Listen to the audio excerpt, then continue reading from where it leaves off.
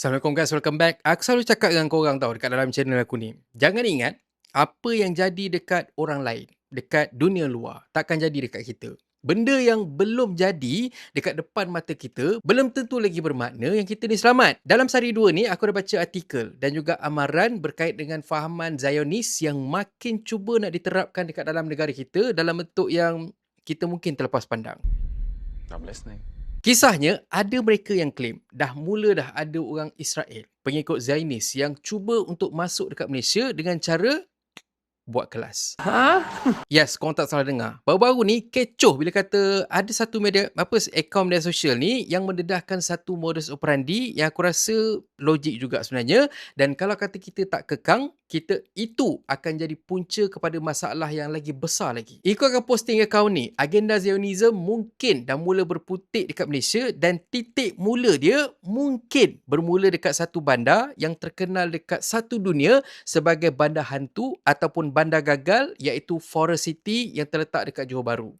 Dekat situ ada satu company yang dikenali sebagai The Network School yang diasaskan oleh satu jutawan.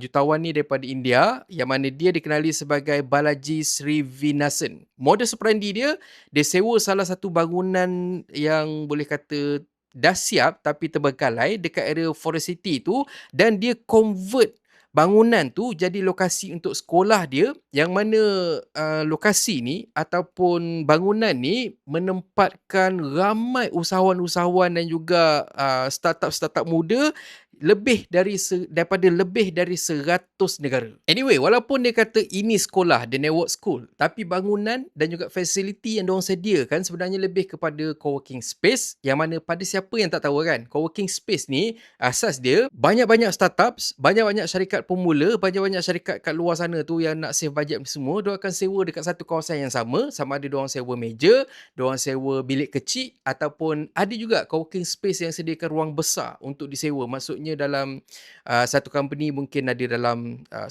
orang muat dekat dalam satu bilik. So dekat co-working space ni diorang kongsilah macam-macam. Diorang kongsi pantry, diorang kongsi lobby, dewan ataupun bilik meeting. So sangat menjimatkan kos, sebab bila kata korang fikir korang nak start korang punya company, korang tak payah nak sewa kedai, korang nak renovate bagai benda semua ni, korang pergi je dekat co-working space tu, dia dah siap dah, decoration semua cantik, memang healing pun smart, nice. Ada banyak co-working space yang dibuat dekat tepi tepi jalan, tepi bangunan, tepi bandar semua tu. So bila kata kita tengok dia punya cermin, dia cantik je pemandangan kan, rasa macam oh tak stres lah kerja aku hari ni, lebih kurang macam tu lah cerita dia. So untuk The Network School ni, si Balaji ni dia bagi offer lah, kalau you join I punya The Network School ni, you boleh start you punya startup, you boleh buat you punya business, dan I akan bantu untuk guide you dengan share banyak info-info berkenaan dengan business. Tapi jangan risau, bukan I saja, tapi I ada lagi orang-orang lain yang memang lagi hebat untuk bantu you semua. Contohnya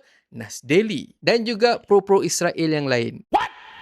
So, untuk join The Network School ni, peserta kena bayar minimum $1,500 sebulan, atau lebih kurang dalam waktu sekarang ni, currency dia lebih kurang dalam RM6,200, yang mana korang akan dapat bilik yang korang akan berkongsi dengan penyewa lain, ataupun korang bayar $3,000 atau bersamaan dengan RM12,500 kalau kata korang nak duduk dekat dalam bilik seorang-seorang, yang mana harga tu termasuk sekali dengan macam-macam facilities dan juga kemudahan yang lain. Dan bilik dia bukan sebarang bilik, bukan bilik setinggan, sebabnya memang lengkap lah. Bilik dia macam service apartment, siap ada gym, ada makanan free 3 kali sehari, dan juga macam-macam akses yang lain. Contohnya macam aku cakap dengan korang tadi lah, perkongsian dengan banyak giant-giant CEOs, founders dan sebagainya yang boleh inspired ataupun bantu korang. Konsep dia jujur, aku memang suka, dan memang aku sendiri pun dah terdedah dengan konsep macam ni sejak daripada tahun 2018 lagi, bila kata aku dah stop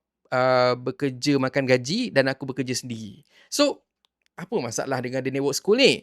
Ada beberapa point yang membimbangkan, iaitu yang pertama, founder dia sendiri iaitu Balaji Dia ni sendiri pun merupakan seorang konsultan untuk syarikat software yang besar, syarikat software Israel iaitu Starkware. Starkware ni pula ialah satu company yang berkait dengan cryptocurrency dan founder dia sendiri memang orang Israel yang berpengaruh. Dia juga antara penyumbang kepada The Network School dengan cara jadi panel pengajar. Poin kedua, si Balaji ni dia siap buat appointment dan juga jumpa menteri kita untuk propose fast track pada mana-mana rakyat kat luar negara tu yang nak join program dia. So maksudnya macam kata diorang punya visa tu cepat untuk diluluskan dan diorang boleh stay dekat The Network School tu untuk diorang buat startup semua lah. Kononnya untuk menjadi income negara katanya. Oh my god! Wow! Antara yang kita dapat tangkap ialah meeting antara Menteri Digital Gobind Singh. Tapi aku difahamkan social media menteri itu dah pun padam gambar-gambar appointment, meeting antara Balaji and team dengan kementerian.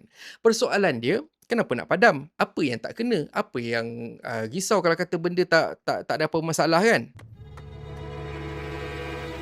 Poin yang ketiga, ada orang dapat screenshot trik dari orang Israel cara nak masuk ke Malaysia dan lepak dekat Forest City tu. Antara cara yang paling famous ialah dengan beli pasport negara lain, make sure pasport yang dia beli tu diiktiraf dekat Malaysia. So, instead of diorang guna pasport Israel, diorang guna pasport dari negara lain dan diorang dapat masuk ke Malaysia tanpa ada masalah. Contohnya macam Nas Daily, seorang content creator famous dari Israel. I could not enter because of my Israeli passport. So, I bought a new passport from a Caribbean country. At the border, trying to enter a country I am banned from. It's crazy. He knew Nas Daily. Benda yang korang kena tahu, penjajahan zaman moden sekarang ni bukan guna nuklear, bukan guna senjata api ataupun pecah masuk negara orang lain secara paksa. Tapi cara dia halus. Cara dia lama, cara dia macam orang kata tu kita macam tak perasan. So expansion ni diorang tak terus mula tau. Tapi diorang tanam akar dulu, lepas tu diorang tunggu sebelum akar tu cukup kuat untuk kawal semua benda. Kalau kata benda tu kena makan bertahun, 10 tahun, 20 tahun, 30 tahun, 50 tahun macam kita tengok dekat Palestin tu, why not? I don't mind as long as the grip is strong. Contoh, macam Portugis dulu bila kata nak tawan Brazil. Kalau kata diorang bawa bala tentera diorang, tak boleh. Brazil punya rakyat-rakyat kat Brazil ni, penduduk native dia sangat-sangat power, sangat-sangat kuat. So apa yang diorang buat? Diorang masuk sebagai pedagang dulu, diorang offer candu dekat penduduk sekitar dulu sampai orang Brazil, orang native Brazil ni dia ketagih semua sanggup buat apa saja untuk candu, baru diorang take over Brazil. Sama juga dengan isu sekarang ni, kita semua duk fikir, alah tak ada apa pun, diorang ni cuma just startup biasa, businessman biasa yang baru nak start, baru nak mula dan juga diorang just menumpang aja dekat negara kita. So apa risiko dia? So kalau kata kita fikir sekarang, memang kita takkan nampak. Tapi kalau kata kita fikir ke depan lagi, dalam masa beberapa tahun kemudian, jangan terkejut kalau kata ada syarikat-syarikat yang join The Network School ni mampu untuk kawal negara kita dari belakang. Dengan cara contohnya, invest dekat politician. Setiap kali pilihan raya umum, pilihan raya negeri ke benda semua ke, pilihan raya kecil benda semua ke, diorang akan invest. Okay, I akan bantu you untuk you menang. I bagi you support, duit semua. Lepas you menang, you kena ikut cakap I lah. Lebih kurang macam tu. Mungkin juga diorang kawal penduduk setempat. And banyak lagi lah cara benda semua kan. Sebab kalau kata diorang ni betul-betul lah nak buat networking yang profesional, kenapa pilih tempat yang terpencil? Kawasan tu sendiri pun memang famous satu dunia sebagai kawasan mati. Kau pilih kat kawasan tu, kenapa kau tak pilih KL? Location dekat KL ni yang boleh connect, yang boleh sambung antara diorang ni dengan benda-benda lain. Tapi kenapa pilih kawasan mati? Kalau kita pandang dari segi kos, sebenarnya sama je, mahal JB tu dengan KL lebih kurang. So adakah mungkin sebab senang nak connect dengan Singapore, sebab dekat Singapore tu ada banyak Zionis yang lain apa semua ke, macam mana? Korang boleh dengar sendiri tau dekat dalam satu video content creator ni apa yang dia cakap. Where a group of tech entrepreneurs have taken over one of the buildings with the dream of one day creating their own new country. Ajay Srinivasan has much bigger ideas. You see, he is an author of a book called Network States, How to Build Your Own Country. Kita mungkin duk fikir, alah negara digital je pun bukan ada apa. Tapi sebenarnya dekat situlah hidup kita sekarang ni, korang kena tahu. Dunia kita sekarang ni dah banyak bergantung dah dekat dalam dunia digital. Engkau punya driving license for example, sekarang ni mana ada physical. Engkau kena tunjuk dekat apps, betul tak? Itu belum lagi kita nak cerita berapa banyak data kita yang dah kantoi dekat luar sana tu. Ada orang duk jual data kita semua, duk share data kita dekat orang lain, bank-bank duk jual kita punya data semua kan. Betul pun.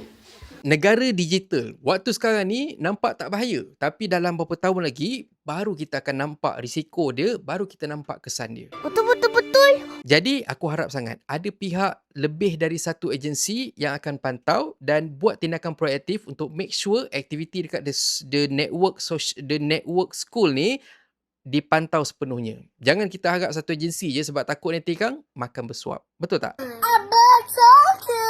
Jujur aku cakap dengan korang, aku risau bila kata ada orang yang share pendedahan macam ni. Sebab aku tahu benda ni logik. Bukan sekadar macam teori konspirasi bodoh. Kalau kata korang nak keluar tu korang kena pakai topi yang ada aluminium dan semua. Bukan. Apa yang dibentangkan ni sebenarnya ada asas. Paling tidak pun, aktiviti dan juga cara company ni mungkin akan bagi peluang pada pengintip luar negara masuk ke Malaysia atas dasar I nak belajar. I nak buka bisnes baru.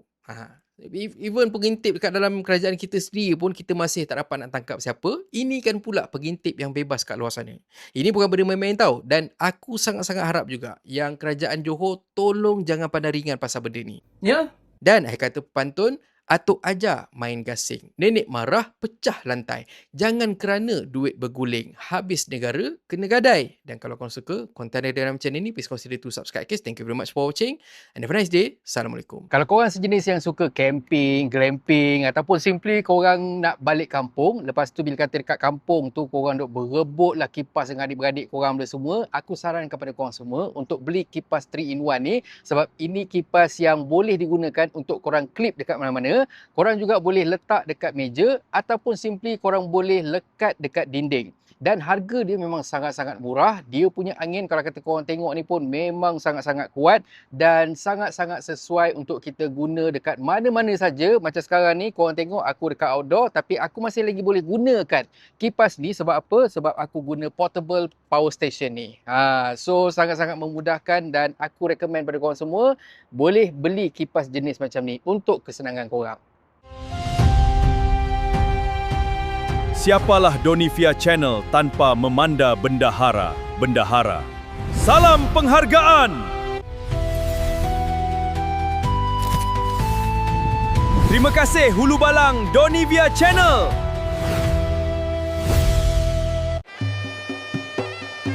Terima kasih anak kampung Donivia Channel.